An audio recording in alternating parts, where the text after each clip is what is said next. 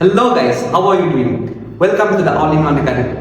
In this video, we are going to talk about units and measurement, the second chapter of physics, class 11. So, what is unit? In the field of physics, we need to compare, we need to express many quantities.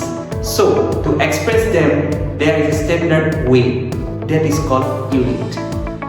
How long is the bed? What is the weight of this object?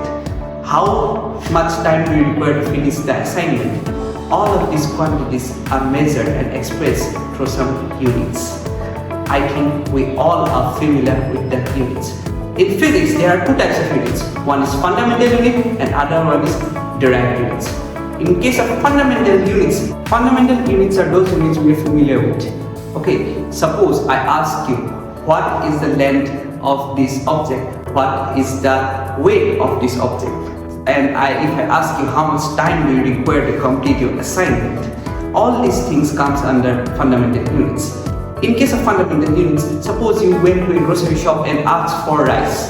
How much rice do you want? You would say 5 kg of rice.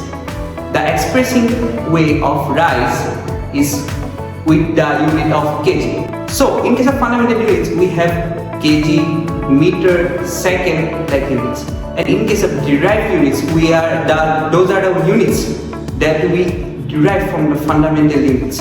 Force is a derived unit. The unit of force is Newton. And if we break down Newton, we will see kg meter per second square. So Newton is derived from fundamental units, and so this unit is called derived unit. In our life, there are different types of unit systems. One is, we can say FPS, MKS, CGS, etc. In FPS, we can say foot, pound, second. That means we measure the length in terms of foot, we measure the weight in terms of pound, and we measure the time in second.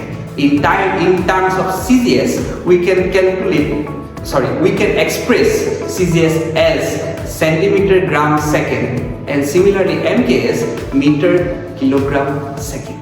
So these are the internationally accepted systems of units.